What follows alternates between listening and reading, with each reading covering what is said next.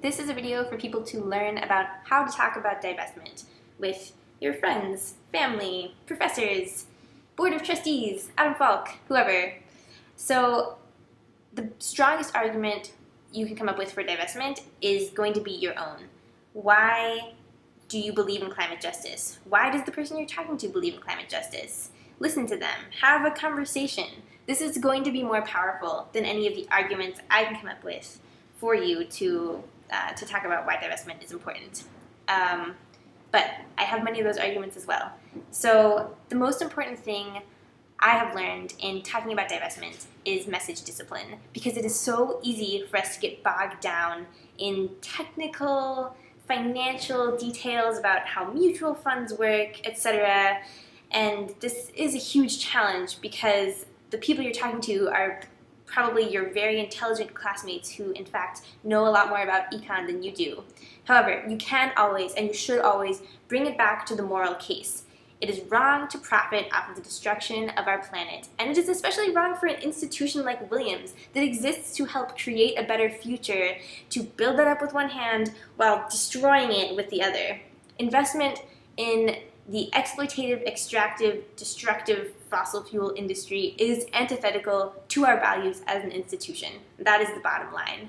For us to say that a Williams education is a privilege that is not meant to create further privilege, but actually imposes a responsibility to serve society at large, and then to look at the global divestment movement and say, we're going to sit this one out.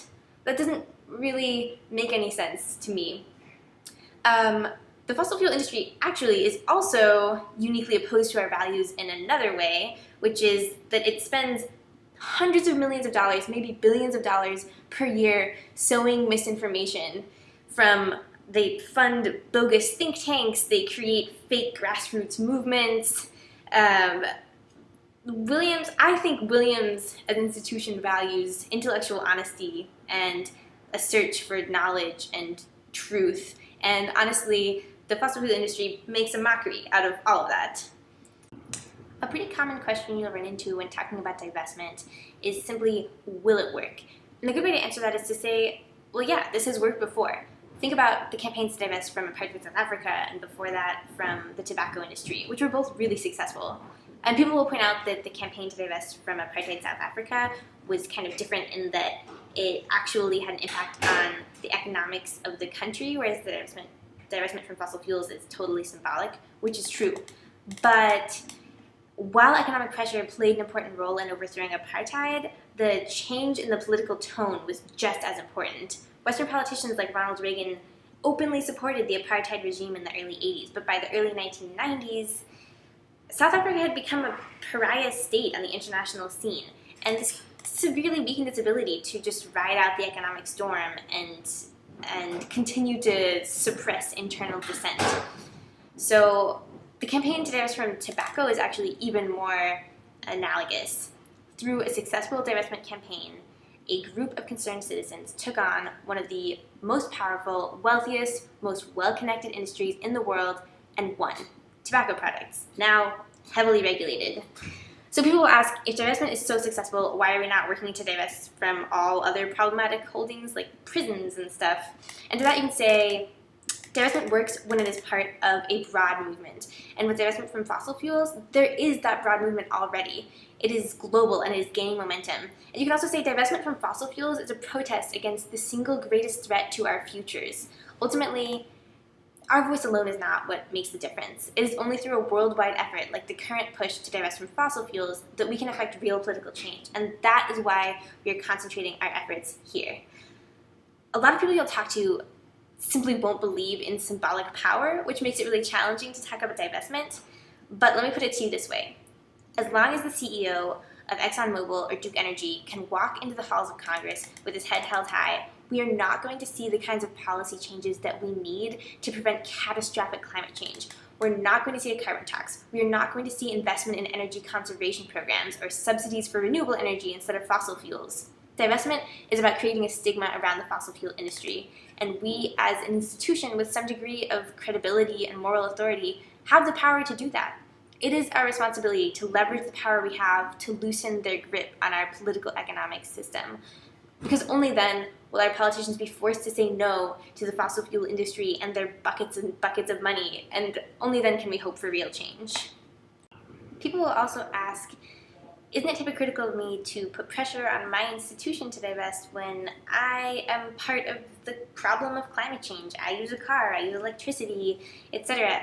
The point is that ultimately we don't have a choice to avoid oil and gas and coal because the fossil fuel industry makes sure that we don't have a choice. A great example of this is car culture in Los Angeles. People in Los Angeles are notorious for being the biggest gas guzzlers in America. Why might this be? It's because the auto industry and the oil industry lobbied back in the 1930s and 1940s to rip up every streetcar in the city, making cars the only viable form of transportation. So there's no way we as small consumers can fight this kind of power. It's only through broad movements like divestment that we actually have a chance of changing these things.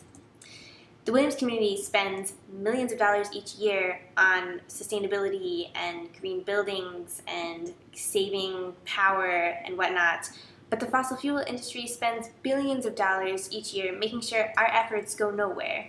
So short of returning to the Stone Age, what real sustainability means is a chance to live in a modern society that is powered by clean energy. That is what we are fighting for. I just talked about how we as consumers are tiny and powerless, and honestly, Williams as a consumer is tiny and powerless, even if Williams disappeared off the face of the earth.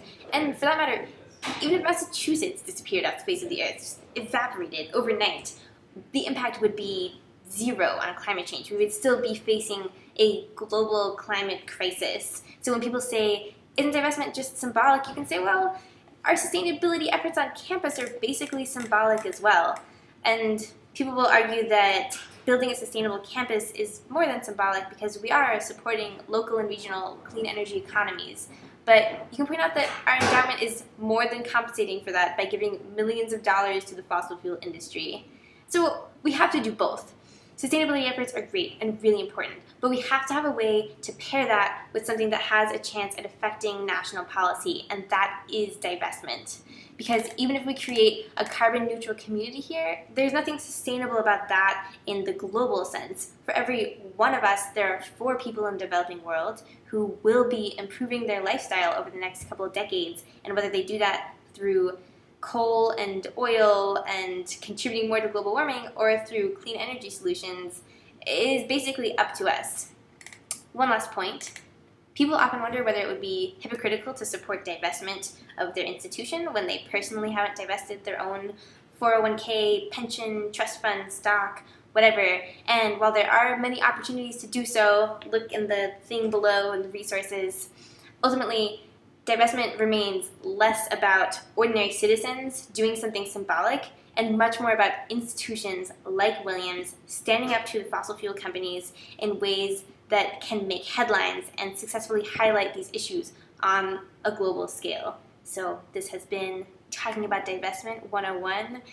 Please watch Miles's video, The Financial Case for Divestment, in which he will talk about all of the details of mutual funds and technical things that I urge you to steer away from in this video, so that if you want to steer back into them, you will be armed and dangerous and ready to do that.